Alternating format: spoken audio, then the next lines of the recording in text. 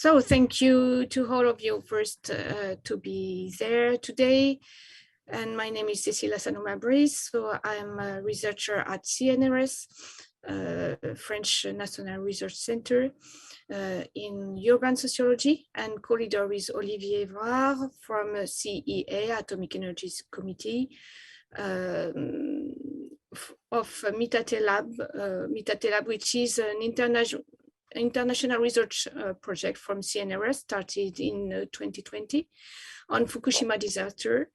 And by bringing together researchers of various nationalities, mainly Japanese and French, but not only, and promoting multidisciplinarity, the international research program Mitate Lab aims to explore the consequences of the disaster from both of a human and environmental point of view in all their complexity of this disaster. And in order to stimulate interactions between our different fields of research on Fukushima, we have decided to organize a series of seminars that will involve, as far as possible, a researcher in the humanities and social sciences, a researcher in the natural sciences, and an artist. So let's start first with the presentation of Valérie Arnhold, who is a sociologist and assistant professor at EM Lyon Business School,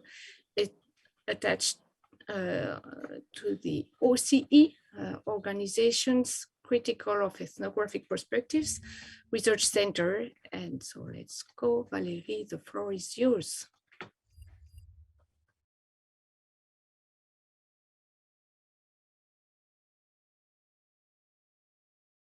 Already just saying hello to everybody, good morning in France and good afternoon in Japan. And also thank Cécile and Olivier for the invitation. Thank you for being here.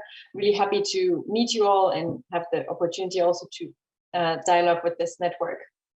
So, and maybe to just present myself quickly, because I haven't been able to be here in the last session where you all got to know each other. So I have defended my PhD in sociology in January this year, which I've completed in the Center for the Sociology of Organizations in Sciences Po. And thank you very much, Olivier. You can go to the next slide, please. And so I'm currently working as an assistant professor in sociology in the OCE Research Center in Lyon, and I also remain affiliated to Sciences Po and among others to the Nuclear Knowledges Program, which is also an interdisciplinary network that aims to relate questions regarding civil nuclear programs to nuclear weapons and nuclear security. And in my current research, I've started working on a small project on the climate crisis and its treatment by the French state, which I also continue to develop, and I also continue to develop the arguments of my PhD and hopefully starting to work on a book project this fall. So for my talk today, rather than presenting a paper, I thought it might be more useful here to present more broadly some of the questions and dimensions of my work to see where there might be some areas of discussion with other members of the network. So I'll be presenting one of the key arguments of my PhD and give an overview of the different dimensions of it. So the Fukushima accident in 2011 was for me really the starting point of my interest in nuclear energy and in the nuclear sector. If I can have the next slide, please. So I was an undergrad student at the time when the Fukushima accident happened, and probably even more importantly, I was German living in France, so witnessing some of the fundamental differences in both countries regarding the reaction to this catastrophe. And so in France, there were several things that struck me specifically, among others, the seeming absence of political choices around nuclear energy, in spite of the well-known health effects and effects on the environment. And this seemed particularly visible in the context of the Fukushima catastrophe, which gave rise, of course, to this extensive mobilization on the international level in short term, and recalled the extreme, somewhat unsolvable problems that nuclear accidents produce for the state and public actors. And still, the Fukushima accident has given rise to this remarkable continuity of nuclear policies, government practices, and regulation of the nuclear sector in France, and also partly in the EU. And what is more, and what really struck me, was this fact that the accident was presented increasingly as an opportunity to learn the lessons and to engage in so-called continuous improvement. And so we can witness this kind of takeover of the accident by nuclear organizations which is one of the founding paradoxes of my PhD research. And so if you look at the quote on the right here, for example, from the director of the Lessons from Fukushima program in the IEA, he said, you know, when I see some people using Fukushima to say that nuclear energy is a problem, I think it should be the opposite. Japan should become more pro-nuclear because there were 3 core damages that happened in one accident and nothing happened with radiation issues, which is of course wrong, as we all know. I think the nuclear system, the power plants, they are starting to be safer than expected. And all the work that has been done and everything we have learned, I think is truly impressive.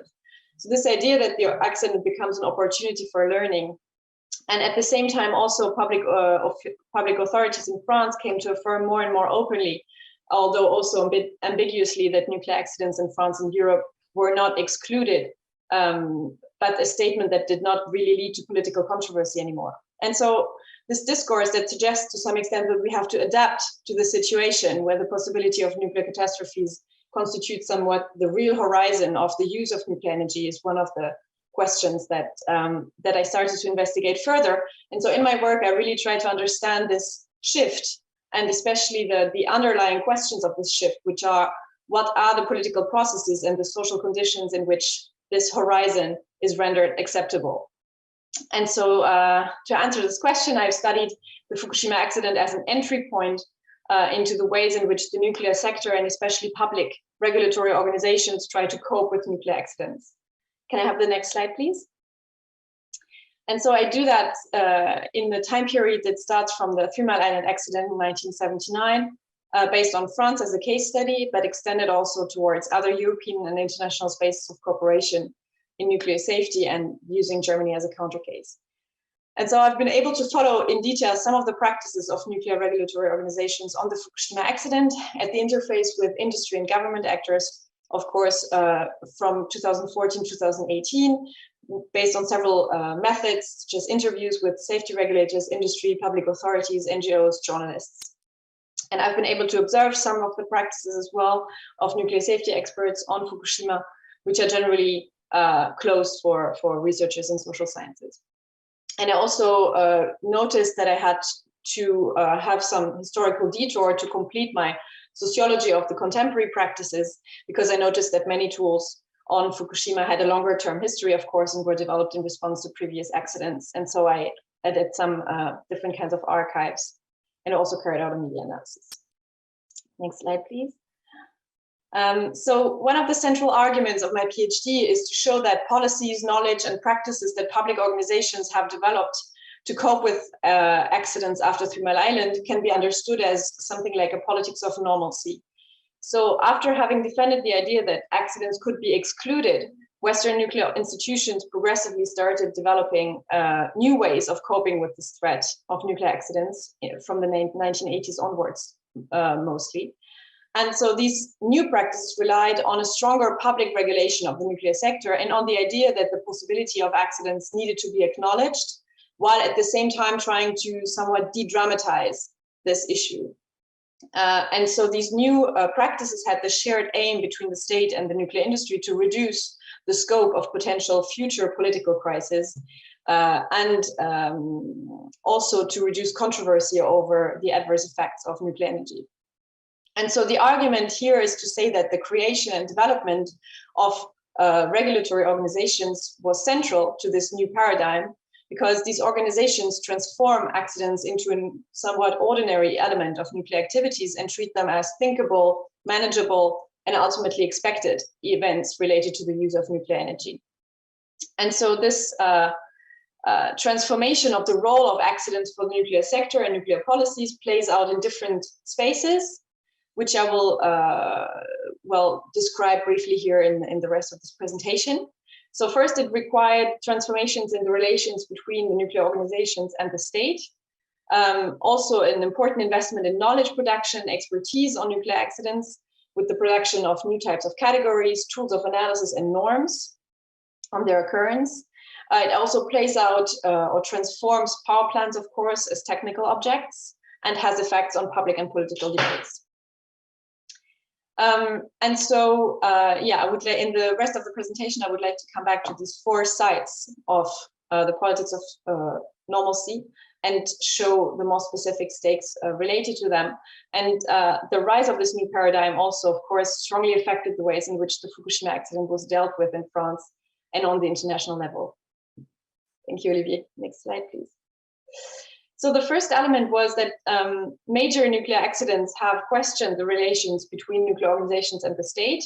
After the 3 Mile Island accident in the US in 1979, for example, there were several initiatives for reform.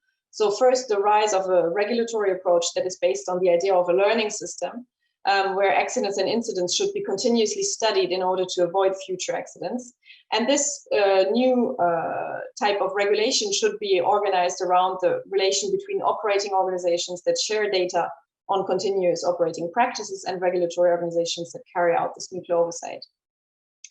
And the second dimension of these reform ambitions at the time were to deal better with potential political crises and especially better communicate on nuclear issues, present a more coherent approach in public, and rely also more on international cooperation on nuclear accidents.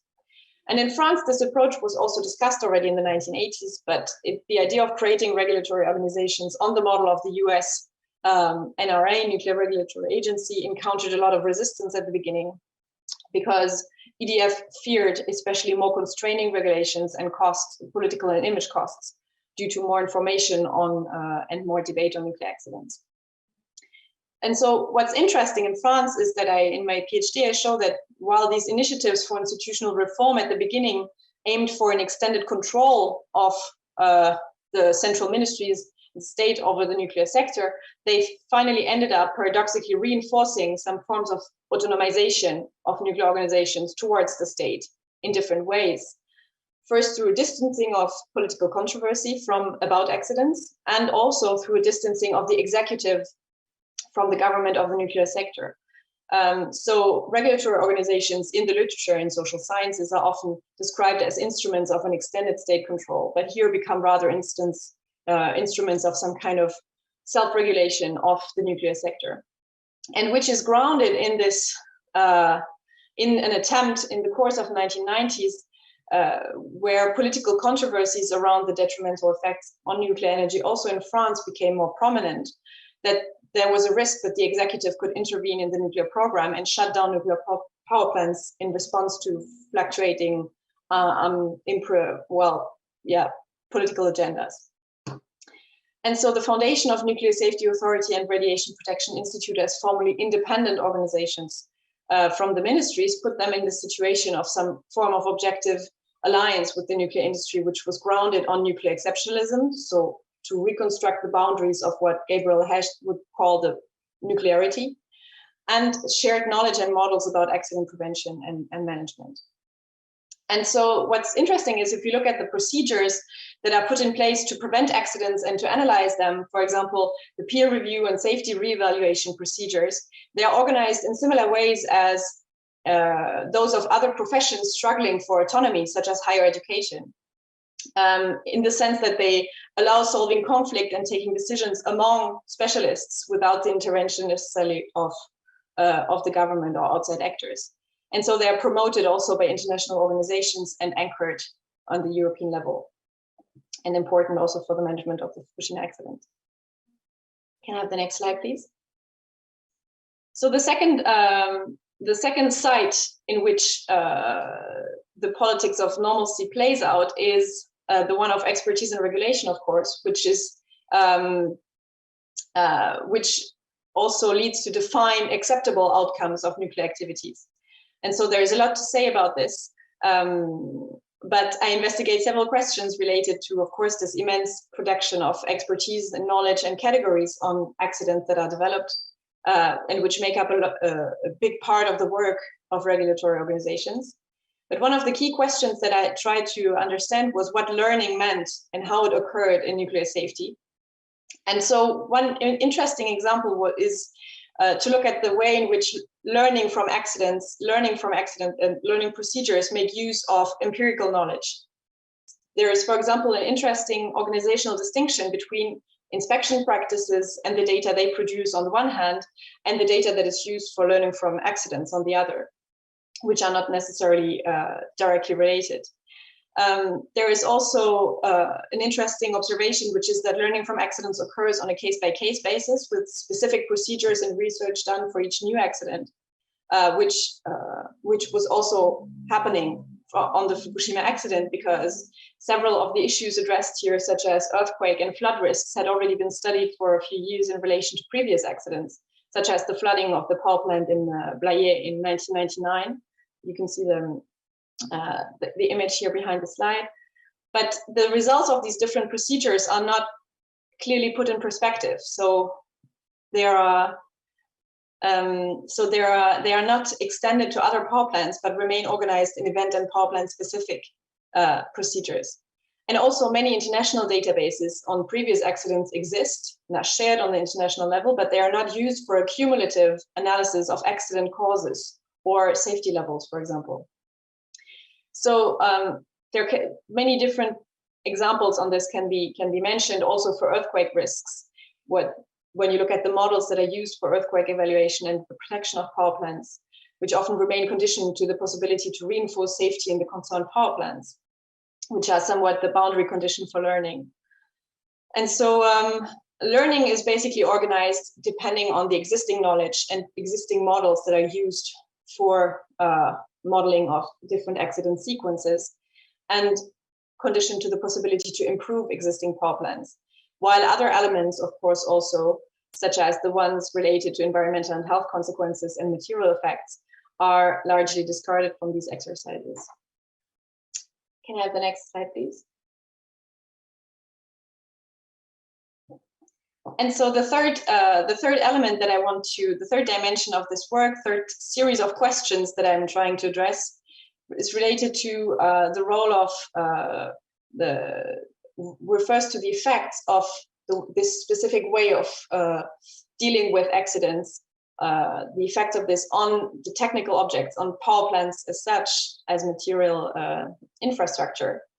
And so with the rise of major accidents as public problems and this learning from experience approach, what we can observe is that there has been a shift from standardization of power plants, which was favored, for example, by EDF as a means of ensuring economies of scale in the design of power plants, to, again, a case-by-case approach regarding continuous improvement, which refers to the reinforcement of existing power plants and maintenance work. And this has led to increasing heterogeneity of power plants and of the technical devices that are implemented in the different power plants in France, which is due to several factors related to the organization of this process that I've described before, which is, for example, that the case-by-case procedures reproduced unequal power balances between regulators and the industry, which are costly for regulators because safety authorities have to negotiate each new investment for each specific power plant, while industry actors can propose alternative solutions or including temporary mitigation measures, as in the case of post-Fukushima hardened safety core as well, where very heterogeneous levels were taken into account. And so the politics of normalcy basically can be also seen as fragilizing the ability of regulators to enforce technical improvements and to gain a general view on the protection of French power plants. And so what's interesting for me here is that these specific decisions, such as whether you place the spent fuel pool outside the containment building or inside the containment building of a new power plant, or to accept a specific mitigative temporary solution instead of the replacement of a component, directly participates in the shift that I described regarding the acceptable outcomes, because it redefines also the mandate of protection of these organizations. Okay, can I have the next slide, please? And so the last dimension that I want to mention briefly here is the question of the public debates and political debates on nuclear accidents, and the ways in which this new approach plays out here. And so regulatory organizations are also in charge, well, they're of course in charge of nuclear safety, but have also played a major role in France in enacting this new transparency policy of the nuclear sector. And so nuclear safety procedures generally produce overall reassuring discourses on nuclear accidents that stress the possibility for control over nuclear technology. And safety agencies have invested in several strategies through which these discourses are also diffused on the public sphere with an overall more proactive communication and the establishment of direct relations with some of the audiences of this discourse. And so I'm studying these different strategies and their effects on the media treatment of Fukushima in one of the papers that I've put on the first slide, which is a paper that will come out in the journal Social Forces later this year. And so just to give you a basic idea about the results of this study, here on the right, you can see, for example, different actors who intervene on Fukushima in French media spaces compared to the media coverage of Chernobyl. And what we can see here is that nuclear safety actors are particularly present in the Fukushima coverage, and that we see overall a more uniform message compared to the diversity of narratives that was available after Chernobyl. And so I framed this specific type of coverage in France, which is characterized by more or less low priority and uncontroversial narratives on nuclear accidents, compared to the more diverse and more conflict-based and political coverage of Chernobyl, which I frame as a new form of public containment. And in the paper, I show how this was progressively put together over time since Chernobyl, while trying to respond at the same time to transparency demands. Okay, can I have the next slide, please? So to conclude, I hope this was more or less clear. I think I covered maybe a bit quite diverse grounds, but this was to show you an overview of the different dimensions that I'm working on related to Fukushima, and with this general red line of the way in which accidents are dealt with as normal events. And so Fukushima challenged, of course, was a large-scale challenge for nuclear organizations and for this new paradigm that was developed after Three Mile Island and Chernobyl. But it was overall considered as a success of management of nuclear accidents compared to previous accidents that questioned nuclear institutions. And what we can observe is that it paradoxically became a vector of continuity again of nuclear institutions. And so based on the different mechanisms and others that I'm trying to describe. And so, yeah, this politics of normalcy was consolidated basically and extended in France and also on the EU level, while the vulnerabilities of the nuclear sector, of course, rather tend to exacerbate at the same time. Okay, thank you very much. And of course, I'm looking forward to your questions. Thank you very much, Valérie, for your presentation. So if you have some question on Valérie's presentation, you're welcome. We are just few people, so we can speak intimately. Do you have some question on it? I have one. So let's start just a little bit the conversation on it. You say just as a latest point that Fukushima was accepted as a success of management of a nuclear accident. Are you really sure of that? I'm not really sure of that here in Japan, but what are you saying? That what do you have? Of course, not in Japan. Yeah. No, of course not in Japan. My work really does not take into account the Japanese case, but looks at the way in which the Fukushima accident has affected French nuclear institutions and some of the international institutions that I've talked about, mainly being the IAEA and European Cooperation of Nuclear Regulators. Of course, this does not look at the situation in Japan, and I think, I mean, what I'm trying to show is the different mechanisms through which this catastrophe has been turned into an opportunity for learning for some specific organizations, with very far-reaching effects on the way in which it's presented and the political meaning that it can take, but also trying to show all of the different dimensions that are excluded from this official narrative. The different dimensions that are excluded from this official narrative. And of course, the main, all the uncomfortable dimensions of the problem related to radioactive contamination, related to displacement, related to all the material effects of the accident, are systematically excluded from this official narrative. And so what I'm trying to understand is how this became possible. And this is where I come back to the history of the way in which nuclear institutions have dealt with nuclear accidents, and which have progressively put together this paradigm that allows, even when a major catastrophe happens, to exclude all these elements and to produce an official narrative, which is very peaceful and controlled. Thank you for your answer. And Olivier Cerdan, you wanted to yes, say something? Thank you, Cécile, and thank you, Valérie, for the presentation. Just one question: did you see any new reactions or any shifts in the discussion since the invasion of Ukraine? Yeah, that's a very interesting question.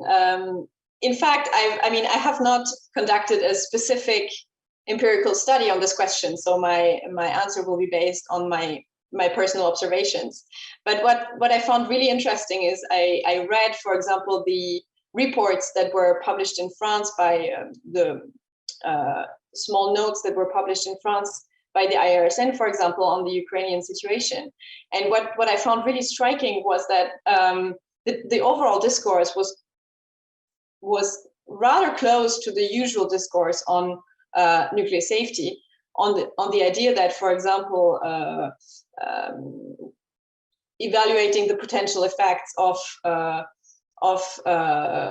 small-scale scenarios, but without ever looking at the unprecedented scenarios, for example. So I can't remember exactly, but I think that there were 2 notes published, which were both on a scenario such as the loss of electricity or the loss of cooling accidents, which are accidents that are precisely the ones that are very much under control and always studied, and for which solutions exist, right? For which both technical solutions exist and others. But nobody asked the question, what would happen if a rocket hit a nuclear power plant, right? Because for this kind of question, it's rather difficult to carry out the same kinds of analysis and evaluations which show that everything is under control. So these scenarios are still not studied. And so the overall discourse, I found it was extremely reassuring, although in this situation, it seems rather not that convincing to say that the situation could be considered to be under control in any kind of way. So for me, this was a continuity with the specific paradigm that I have discussed before, which is both reassuring, but also shifting the expectations regarding possible detrimental consequences.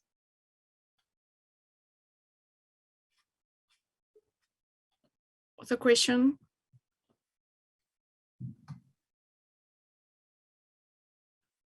If there is no... Maybe I have a question. Just also something related to the current news, let's say. At the end of your presentation, you mentioned the links with climate change, and we just have a massive heat wave forecast over France this week. And even before this massive heat wave, there have been quite several phases of troubles with the nuclear power plants, that they had to stop some reactors because otherwise they would increase too much the temperature of the river water. So we can imagine that with these heat waves becoming more frequent, this could lead to operational problems. And I wondered whether, based on the feedback we have from Fukushima and the impact it had on the, let's say, the public opinions, whether you had some ideas on how this could impact how power plants will work in this changing climate in the future. Well, I know that this is an issue that is on the agenda to some extent of nuclear safety organizations, but again, I have not studied this question particularly. And one of the interesting questions is here again, the climate crisis basically poses a different kind of threat to power plants because it changes the very conditions in which power plants operate.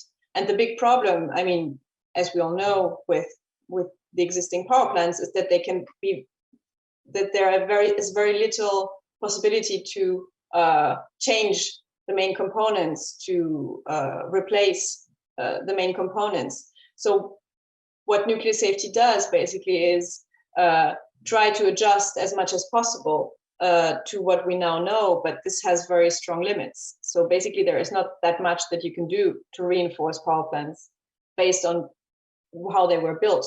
Contrary to all this kind of discourse about the continuous improvement, the reinforcement and so on, in the end, there is a very strong boundary to this, which is, well, the materiality of the power plant. And so climate change typically is one of the questions that, again, for me, shows this very clearly, because there is no concrete solution apart from, well, the usual kinds of procedures where you say, well, we have to pay attention to this and keep it under a stronger surveillance, for example. But then regarding the official discourses, I think, again, we are very much in line with the general paradigm, which is, well, to organize, I don't know, a procedure, a program where we will study this question. But what are the concrete effects of this in the end is, for me, remains rather uncertain. I don't know if that answers the question. Yes,